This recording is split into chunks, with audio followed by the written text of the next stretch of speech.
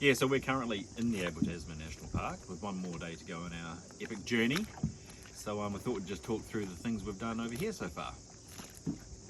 Yeah, so about a week ago we headed off. I should point out that the Nelson area is noted for its amazing weather and its sunny, warm conditions. The most sunshine hours pretty much every year in New Zealand. In New Zealand, yeah, certainly right up there, but it certainly hasn't turned it on this time. Don't be fooled by the weather today, because it is sunny and nice, but that's one of not many days That's on right. this trip. And Marcus, the gripper here, he gripped the steering wheel the entire way from Nelson to here. We motored all the way In the rain. with no wind, but with really cold conditions and raining the entire way. 4 hours. Everyone It else was not a lot inside of fun. comfortable playing games, and me sitting out here getting rained on. So our first stop our once hero. again was Adele Island, so we stopped up there and sat in the rain there in Adele Island, and then I think it cleared a bit from memory. And then once again we headed away. We came round here into Anchorage, where we are now. We again headed up the coast up to Tonga, and this time we went round the corner up round Abel Head into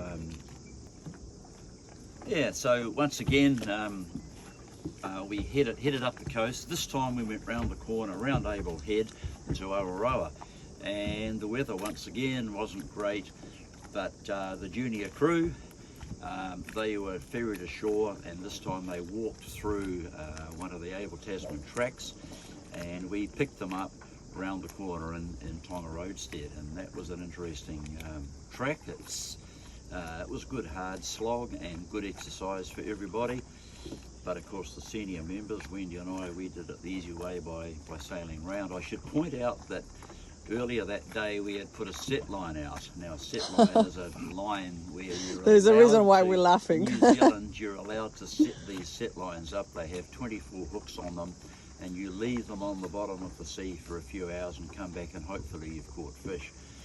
Well, this did not work at all according to plan. The weather was very rough when we went to collect it, and there was one fish on it that got away, which we managed to retrieve. We managed to break the line as we caught it round the rudder, so sometimes things don't go according to plan. No. But we got around that. Then we and had for headed back lunch again. salmon from the can. So we still had fish. Yeah. We had salmon patties for lunch, which And was our a one fish. real And one fish, yeah. So after that, again in the rain, we headed back to Anchorage, and we sat in the rain.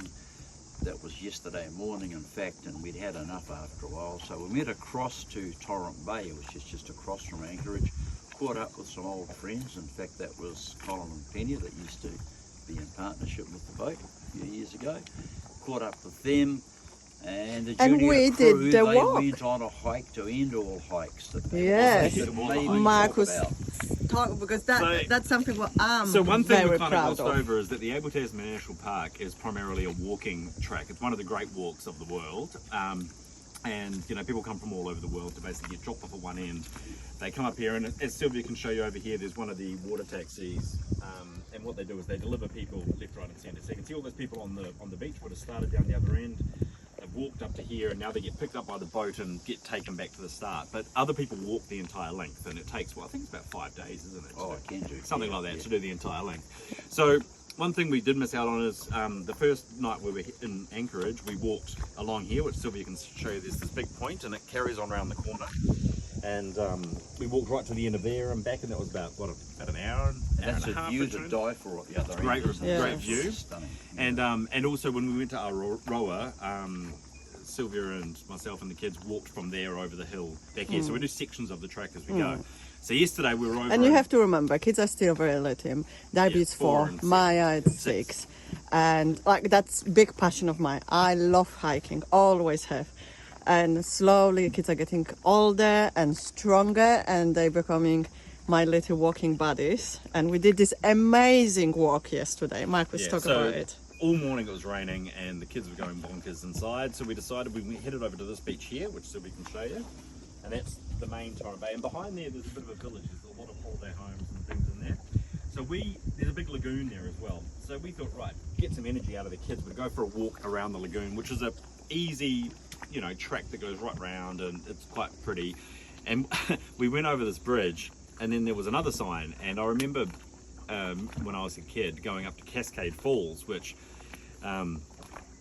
Wendy, grandma, responded, you know, it's very steep. You may not want to do it with the kids. And she hadn't done it for a while, and she was like, I'm pretty sure it's pretty steep. So anyway, we got to the sign, and it said Cascade Falls, this direction. It was about 1.5 k's there and 1.5 k's back. So we started going up Which there. is not that Which is not that long. far. It was about an hour. And we didn't know how steep it is. I'll show you what I'm not proud of it. It was idiotic. I did this walk in those shoes. Yeah, and It's it was silly. it was insane. So we started clambering up, and it was pretty steep at the start. And I kind of imagined we'd go up a steep, but then it would level off. But it But just each never time when it was steep and that, like, I would say on the borderline of being dangerous, considering what shoes I was wearing. Kids were wearing sandals. They're 4 and 6. But each time we thought, okay, this is probably the worst part. This is it will be easier now. It will be, but it never was. It was getting more difficult and more difficult. And at some stage, when there was a giant rocks in the river, I said, okay, that's it, guys. You stop. I will finish. But that was actually probably the last tricky part, because then it was easier. Yeah. But anyway, so we clambered up there. It was a lot steeper, and the kids dealt with it incredibly well. Yes. And yeah, so we went up there, came back down. You know, Sylvia managed to get to the river, but I stayed with the kids just on that tricky bit. So she got to the actual waterfall. It was still incredibly pretty. So we came down, came back here, and then now I must say that was probably highlight for me, because I love hiking. it was a bit And of a mission. Yeah, I came back so pumped and so proud of Maya, Darby, and just us as a family, because that was just great walk, and just show me like what more is coming. Like we can do so many more hiking trips. So after that, we ended up back here, and now, as we said, they're on the beach playing. We're here enjoying the peace and quiet.